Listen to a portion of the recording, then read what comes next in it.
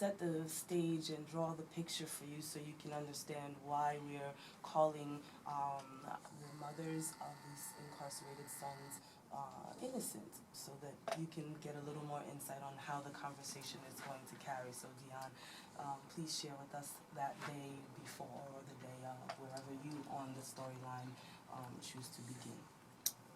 So why do I say that my son is innocent?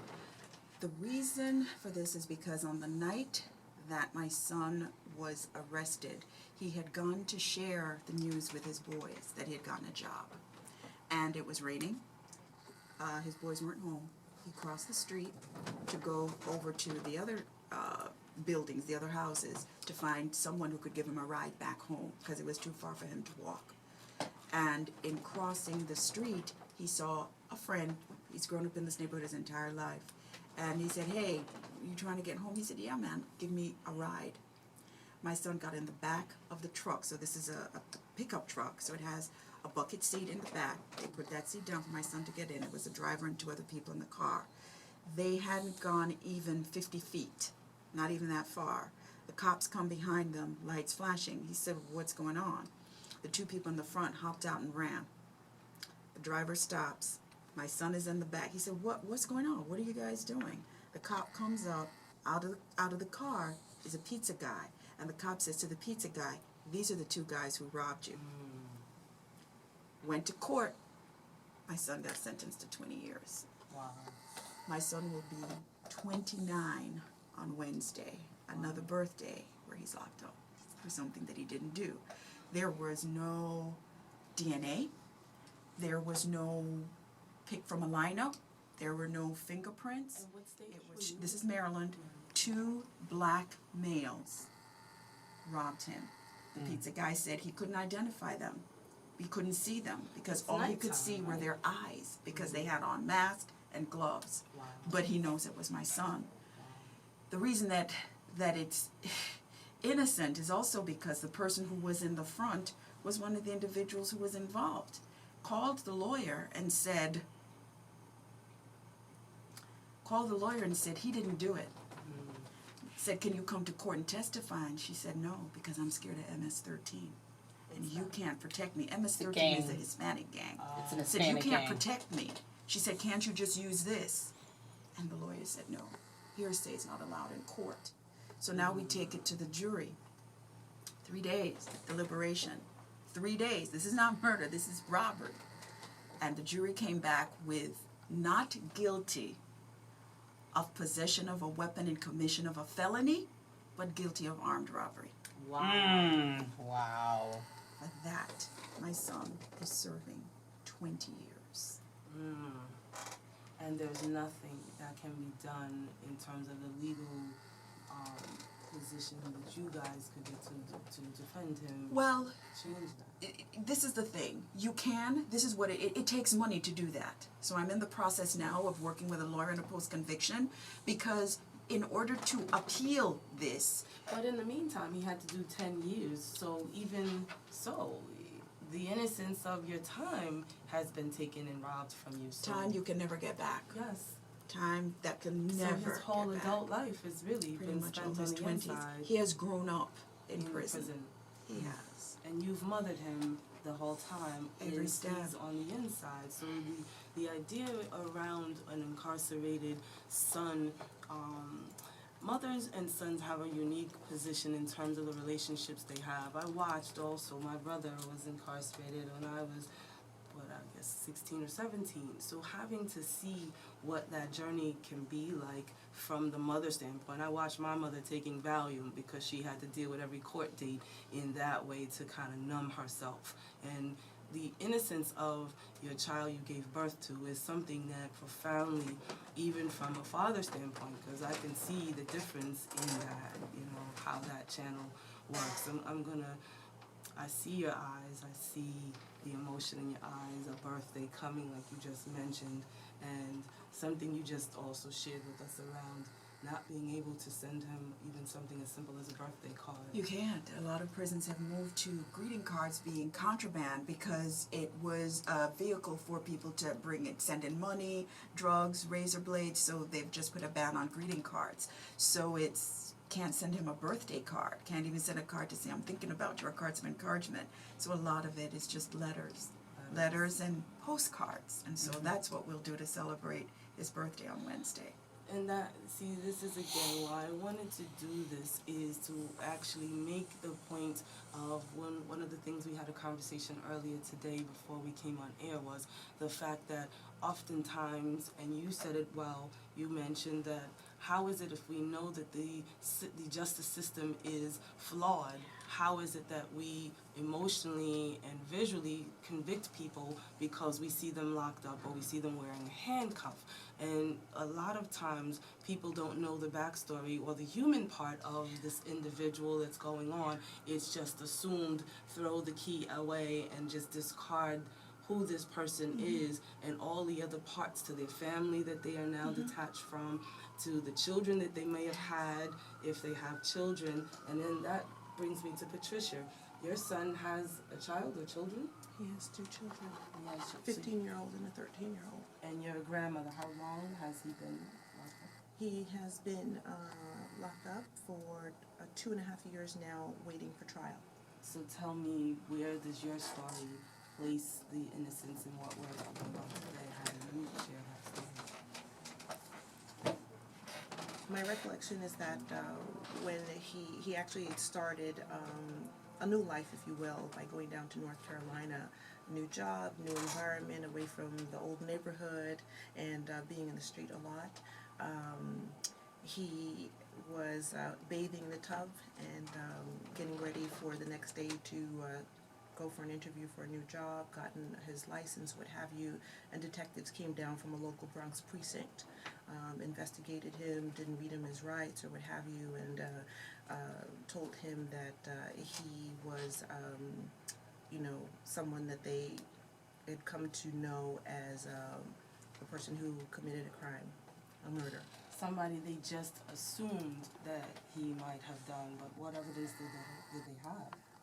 They have someone who picked him out of a lineup that saw him from 2 landings away, and his co-defendant who implicated him and who has since recanted his story several times.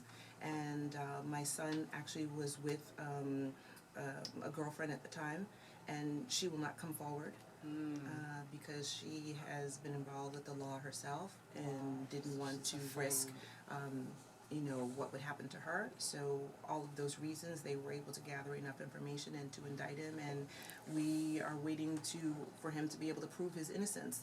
And so far he's been waiting 2.5 years. And so every month for 2.5 years I take a day off of work and I go and I sit in that hell of a courtroom. And deal with the emotional part of that's toying with you. And there's a lot of other layers to this. As a mother, you can't pull your energy out of control, but so much because it's going to affect him, because he's sitting there and he has to go back inside when that court date is done. So no matter what you feel like, you don't get to be you on the spot, because you have to also monitor what that's going to do to him for those days going forward. So, as a mother, as a family member, what's the family temperature like in terms of how your family has treated your sons or yourselves even through this time? What kind of support are you getting? Great support from the family. Our family is actually very extensive because I was a teenage mom, and so my son started out the beginning of his life growing up with another family, and now he's not their adoptive child. We're all family. So very extensive sisters and brothers and nieces, nephews, goddaughters and what have you, and we're all rallying together to support him, to pray for him, to meditate and lift him up in prayer so we can get through this ordeal. Do you find that actually makes a difference? Deanna and I was having a conversation this morning about the amount of support that those male incarcerated sons have to go through from the inside, and when you think in terms of the support, you actually have to also measure that there is a certain amount of the outside. He's living vicariously through you and the family members. Yeah. So, Deanna, I see you smiling. What is your thought? Well, so my experience is different. my family, they don't even talk about my son at all. It is probably the greatest banner of, oh my God, please don't use the family name when you talk about your son being in prison. So there's that piece of it. My husband, who is my son's stepfather, very supportive, biological father, not in the picture at all. And for his sister, if you did not know my daughter when she was younger, you would have no idea that she has a brother. Why? Because people react so negatively to her when they find out that she has a brother who's incarcerated. And so it's only her friends who have known her since elementary school who know that she has a brother. That side of her. And Okay. the others do not. So there's that piece of it. I was nodding because with my son, I'll be walking through the city and he's on the phone and I will tell him what I'm seeing. I'll Oh, how describe to wonderful. him, you know, these are the lights, you should see Times Square now, you should see, you know, Broadway, and he'll hear the singing. He says, Mom, what do they have on? What are they doing? He'll hear an alarm go off on a car and he says, what kind of car is it? What color is it? What are they doing? And you hear the guys in the background going, where are you? He said, shut up, fool, I'm in New York. They're like, no, you're not. You're up here in the cell. He's like, no, I'm in New York. They're like, what you doing? What's she saying? And so they're all gathered around the phone and I'm describing the sounds and the feel. And so I will walk, because once I get on the subway, I lose the signal. Right. So I walk around telling him what I'm seeing and describing it to him. But see, hold your thought for a second, because this is back to what we were talking about earlier, how the transition from being inside to outside is looking, and what does that look like? Because so often, and Michelle, you mentioned it too, it's like as if they were at a pause button in time. Whatever was going on when they were last on the outside Right. becomes where they pick up from. So by her using technology and Dion That using, I believe is a that's brilliant fabulous way. idea That is a to keep it fabulous connected. idea, yeah, that I've never ever thought of, to suggest to people what they can do. Almost treat them as if they're blind. Yes. Yeah. And if you have to tell a blind person and describe what the color blue is, you do it. It's You amazing. use your words. That's It's amazing. It gives me goosebumps. And so It's I amazing. take pictures. I'll take pictures of new construction. I'll go back to the old neighborhoods that he used to know and I say, look at the building they have now and look at this. So he feels as if even though he is not physically there, he's going through it. Yes. Because It's like, traumatically, the transition of coming home. I remember the day that my brother came home, how overwhelming that feeling was for him. And you have a sense of freedom, but also you're afraid of that you can't catch up to what other people think is just normal. And for you, that normal has a process. And when you think in terms of how, you know, this journey is, like you mentioned before, the family is impacted by it in so many different ways. I asked the question earlier today, if you had to be asked the question that you wanted to begin to tell the story in a way that can make people take off their negative judgment, what question would you want people to ask? So what was that? Share with us. My question is, for all the conversations that we've heard, for all the talk that there's been about the justice system being skewed and the system not working, why is it then that so many in society assume that everyone who's locked up is guilty?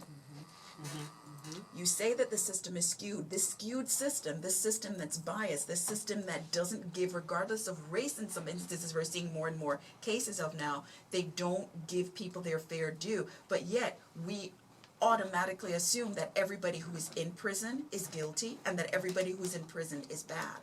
Why is that? Because it's easier, you know, and sometimes people are overwhelmed or undereducated about how to be human, how to be compassionate, how to be in touch with what if that were you. Not just what if that was a family member, but what if that were you. And to be able to identify with that connectiveness really is a process. You know, the judgment, we're taught to judge. It's kind of like the days of when they believed that witches were evil and that they wanted to kind of cast a stone. People do that emotionally as well because they don't have the education in terms of information.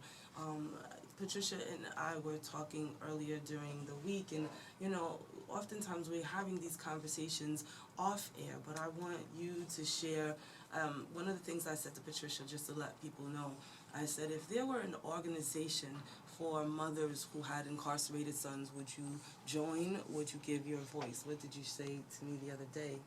Absolutely, Yeah. absolutely, I would indeed, and like I said, I do have great support. But interestingly enough, Deanne, the more of the support comes from my child's adoptive family, not so much from the natural family.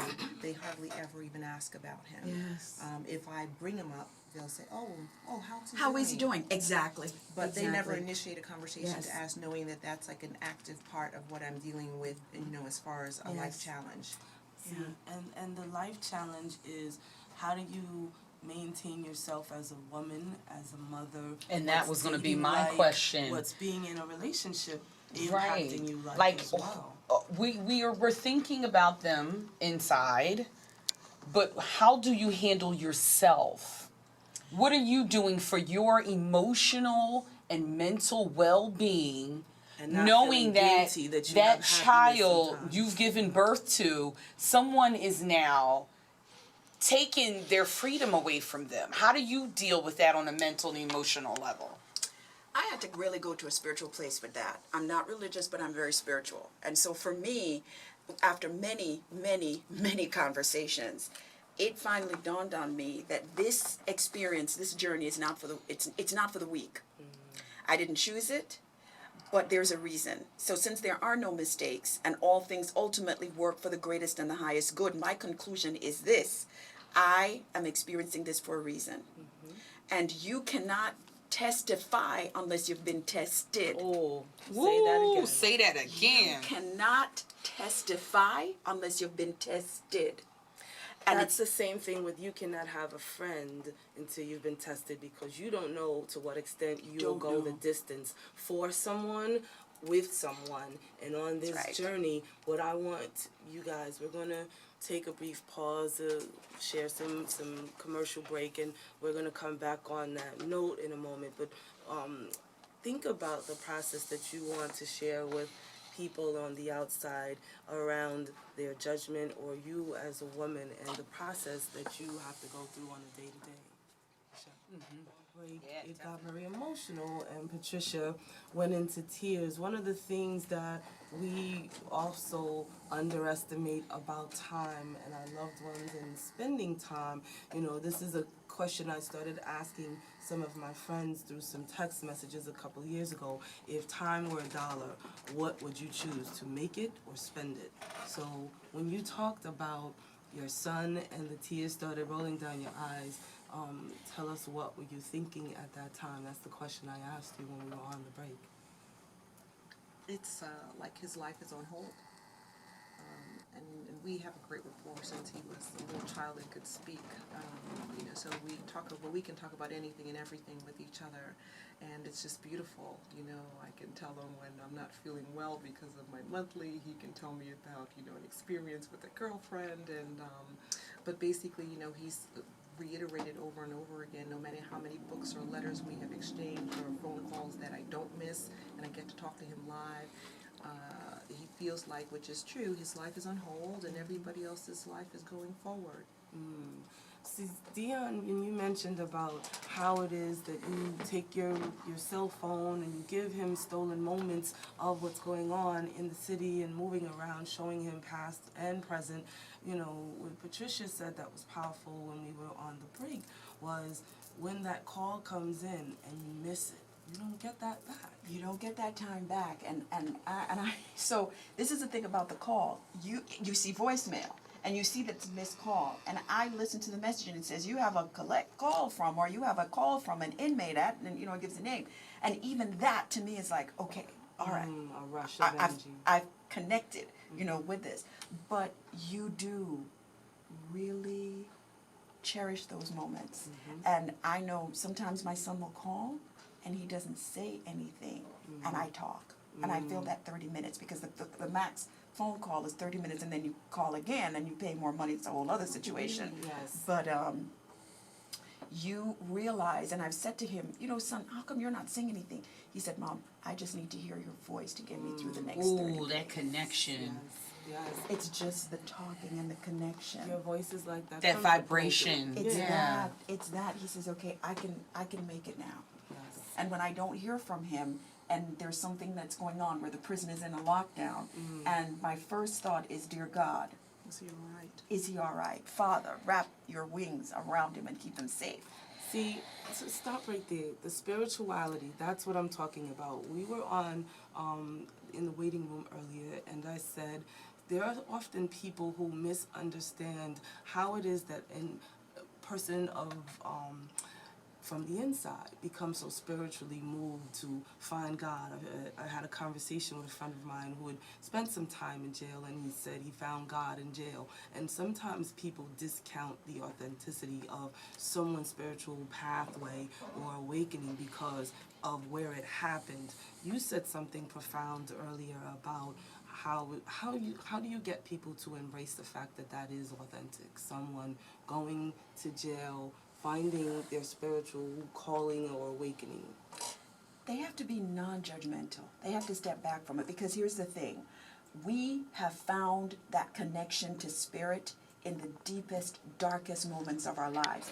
No one will forget 9/11. Right. For real. No one. And that was deep. That was an emotional trauma. Yes. Well, those moments are replicated throughout life. Maybe not on a magnitude that impacts thousands of people, but the fact that it impacts you, it is in that moment that you find that. And it can be something as simple as seeing an inmate getting stabbed on the ground. That could have been you. You could have been going to have a meeting with that person. It's something like seeing maybe a CO having an inmate in a headlock. Yes. And it's like, you know what? He responded the way I was going to. So in that, you were able to see a direct connection between, Yourself man, I and the just outside, had that yes. conversation. Or I don't even believe in God, because if God really had me, I wouldn't be in here. And then God shows you, let me show you what it would look like if I wasn't here for you. So we have to recognize that they have more, let's call them 9/11 moments Yes. in prison than Yes. we may have out here. But think And so about it, that's yes, where they make yes. that connection to go, really and truly, Yes. you see me, I'm not Yes. invisible to you. And the Right. fact that they wake up, they could get killed at Yes. night while they're sleeping. You have more attacks that happen at night. So every day when they wake up, more so than when we do. They we don't. appreciate each day. They appreciate every moment. Every moment. Every single Because moment. trauma has a way of making an atheist call on the Lord. Yes, indeed. I'm telling you. Yes. Trauma And so has a way of doing that. is what they have. Those are the moments that they have. There can be a beef just because they happen to get a visit and the other person didn't. They have money on their commissary. They can make Oh, phone the calls. They're like, jealousy oh, is you probably got it like that. profound. They were able to buy a pair of shoes from the catalog. Oh, you got it like that. So they can get jumped at any moment. It's a very contained environment. Their chances of getting jumped and attacked are much greater than ours walking on the street. So yes, they have many more amplified reasons and reminders to give thanks. And to that's be how Wow. they make that connection. But you see, in terms of letting people on the outside become more sensitive to the fact that we have today begun to put a face on people who are incarcerated instead of putting a number on them and putting a conviction on them. There is so much more going on. When you think in terms of going to visit a loved one on the inside and you see some of even the other inmates in there and some of the turmoil they're in, there's something really powerful going on. I dare to say that in the back of my mind, I keep thinking about even the journey traveling to the jails. When you look at the loved ones who are going to visit these people every week, no matter rain, sleet, snow, no matter if they get changed from one jail to one further away from home. I remembered going anywhere from 45 minutes to Rikers Island from where I lived to a 6-hour bus ride, and we had to walk down a dirt road that had no sidewalks for about 3 or 4 miles in the snow. And like you said before, what happens when you think in terms of your health issue and you're not able to physically go on that visit to see him, and you start thinking to yourself, but that's the only day he has. Yes. He doesn't have Only moments he has. another day or do-over for another week to come. So no matter what, you have to get there. So when you think in terms of your day off, you even mentioned it, Patricia, that on that once a month chance you get to take that time off. What's the response from even work about why every month you have to take that time, or do they understand? I've only let two people who need to know, which is my manager and her assistant, and they're very supportive. They're very Now, supportive. do you There are get no to questions. see him get to on see- those days, even if it is just the back of his head? Sometimes I You do, know? sometimes I don't. There was one time I went to court and they already knew that because the DA was not available, they knew that the date was going to be rescheduled to the following month. But because my son's attorney said, well, you know, his family's here and they'd like to see him, the judge, we waited, we were the last ones in the courtroom. This was from the morning time, mid-morning, 10:30. They're like, okay, you don't want to have the date, and you don't want us to give it the date now, so now you have to wait. And we were there till 3 minutes of 5. We were the last ones in the courtroom, the last ones on that floor. Wow. But you know what? It was But at worth the it. same time, it was worth it was worth those it. moments. Absolutely. Listen, Absolutely. Never underestimate the power of a look, because this is the other thing. When you go for a visit, you can only touch at the beginning and at the end. There's no touching in between, because you could lose your visits forever. They can confiscate. They can say, you know, you violated this rule. You can't come back. So just the physical touch Wow. is key too, in terms of keeping Your that whole connectiveness. connection. Oh yes. And see, this is the thing that I'm saying about putting a face, putting the story on. There are other layers and elements that go on when you think in terms of how you're looking at your loved ones, how you're touching them spiritually and emotionally, as well as financially. Just briefly, what are some of the expenses that people don't know about having an incarcerated son on you, whether it be from the dating aspect to just you as a single woman? Well, I have agreed with the family, and I have agreed that I will make sure he has money to make phone calls and buy his supplies and what have you from commissary, what have you. They're taking care of legal fees. I'm not able to.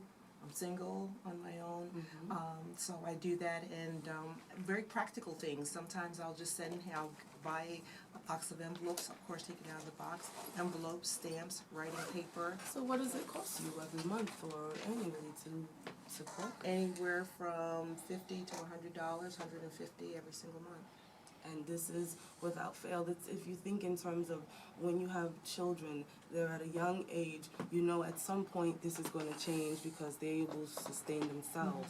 But that pause button is also on you because you're still the same financial part of the parenting because they're not able to sustain and take care of themselves. So you have that impact as a newlywed. How did being married impact you and having your son by a different father with this? Well, it's been great because my husband is totally supportive in just every way. His nickname is LSH, which is Loving Supportive Husband. That's what it stands for. Oh, I love So it. he signs it, you know, love LSH, Loving Supportive Husband. So everything from going to court, finding the lawyer to do the post-conviction, yeah, it's $15,000 and we're paying it, but it's making sure that the phone account is set up, making sure that there's money on the account, understanding that system. It's And there's a fee And there's a actually, and fee. every time, you know, sometimes he'll call, or even if he Listen. miss me, Ma, I know that you know you're financially challenged. Even if you could send me $10, well, I can't just send him $10 because the fee is almost $7.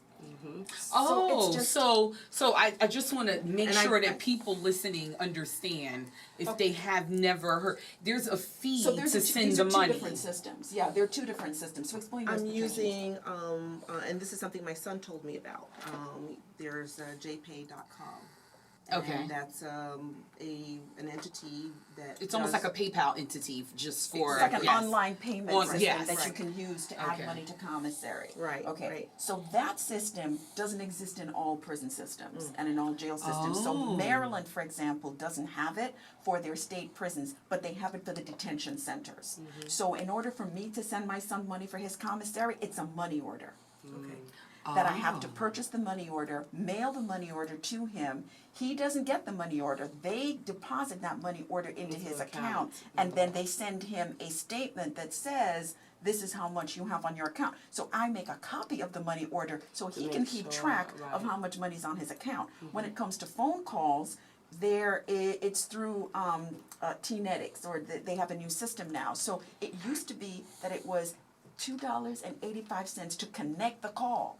Oh wow. And then 50 cents per minute after that. So a half an hour phone call was costing $11.85. So that's like jumping in a New York City cab. Hello. Yes. So It's if a you want to long talk for distance. longer than 30 minutes, he's like, Ma, I'll call you back. Okay, that's another $11.85. Because now when he calls back, even though it's the same number, $2.85 to connect.